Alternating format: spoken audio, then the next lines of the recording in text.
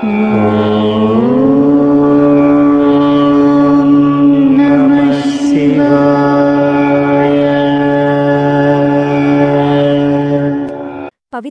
గురు పౌర్ణమి రోజు పాటించవలసిన నియమాలు.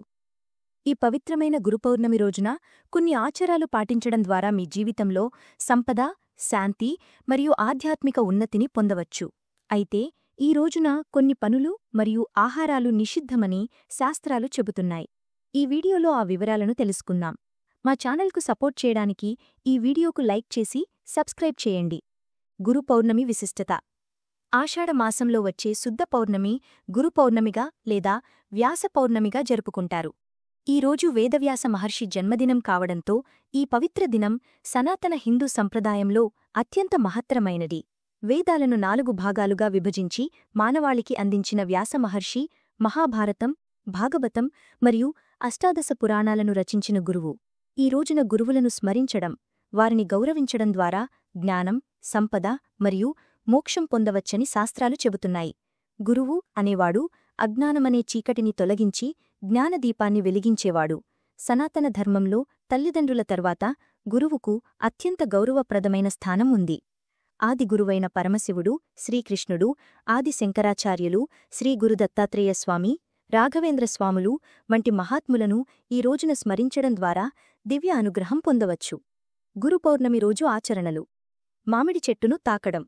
మామిడి చెట్టు హిందూ సంప్రదాయంలో దేవతావృక్షంగా పరిగణించబడుతుంది. ఈ రోజున మామిడి చెట్టును 11 సార్లు తాకి మీ కోరికను మనసులో తలచుకోండి. చెట్టుకు నీరు పోసి నమస్కరించడం ద్వారా అష్టైశ్వర్యాలు సిద్ధిస్తాయని, ఆర్థిక సమస్యలు తొలగిపోతాయని శాస్త్రాలు చెబుతున్నాయి. ఈ చర్య మీ శరీరంలోని నకారాత్మక శక్తిని తొలగించి సానుకూల శక్తిని నింపుతుంది. గోమాత పూజ మరియు ఆహారదానం. గురు పౌర్ణమి రోజున గోమాతను పూజించడం ద్వారా ముక్కోటి దేవతల అనుగ్రహం లభిస్తుంది. గోవుకు కొన్ని పదార్థాలను ఆహారంగా సమర్పించడం వల్ల వివిధ ఫలితాలు పొందవచ్చు.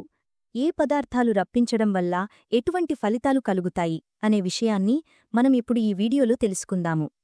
పచ్చగడ్డి సకల ఐశ్వర్యాలు, కష్టాల నివారణ చేస్తుంది. ఉప్పు, పసుపు కలిపిన అన్నం ఆర్థిక సమస్యల నుండి విముక్తి, సంతాన ప్రాప్తి కలుగుతుంది. నానబెట్టిన శనగలు ఆధ్యాత్మిక చింతన, దైవభక్తి. దోసకాయలు శత్రు నివారణ. బెండకాయలు మనోధైర్యం పెరుగుదల. నానబెట్టిన కందులు రుణ విముక్తి.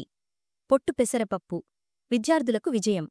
గోధుమ పిండి, బెల్లం ఉద్యోగప్రాప్తి. మినపపిండి, బెల్లం ధన సమృద్ధి. దొండకాయలు మానసిక ప్రశాంతత. అరటిపండ్లు ఉన్నత పదవులు. వంకాయలు సంతాన ప్రాప్తి. క్యారెట్లు వ్యాపారంలో అభివృద్ధి. బంగాళదుంపలు నరఘోష నివారణ. టమాటాలు వివాహం కానివారికి సంబంధం. బీట్రూట్, పాలకూర ధనవంతులవడం. ఈ ఆహారాలను గోమాతకు భక్తితో సమర్పించడం ద్వారా దోషాలు తొలగి సంపద మరియు శాంతి లభిస్తాయి. 3.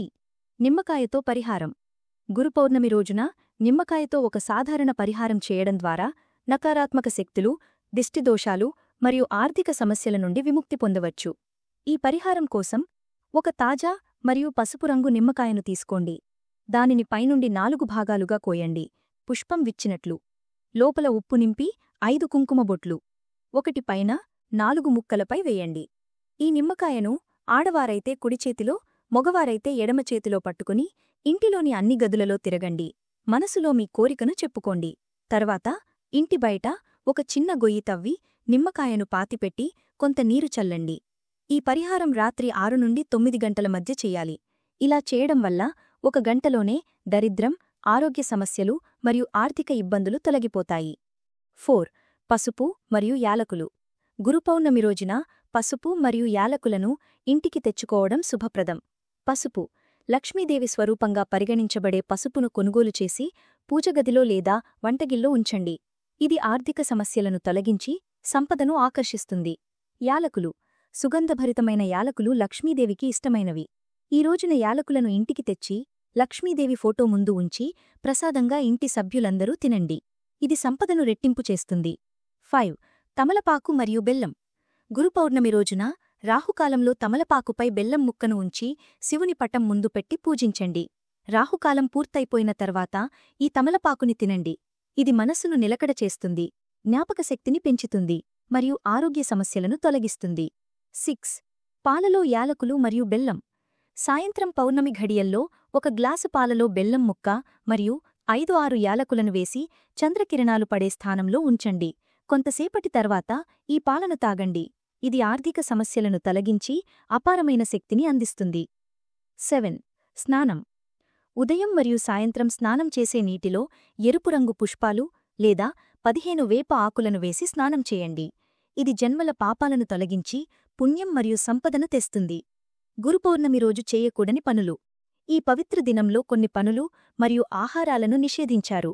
వీటిని పాటించకపోతే ఆర్థిక సమస్యలు, దరిద్రం మరియు దేవతల ఆగ్రహానికి గురయ్యే ప్రమాదం ఉంది. 1. దొండకాయ మరియు ముల్లంగి.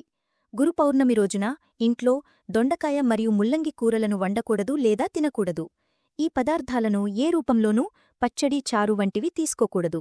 ఇలా చేస్తే ఆర్థిక సమస్యలు, అప్పులు మరియు దరిద్రం చుట్టుకుంటాయని శాస్త్రాలు హెచ్చరిస్తున్నాయి. 2. మాంసాహారం.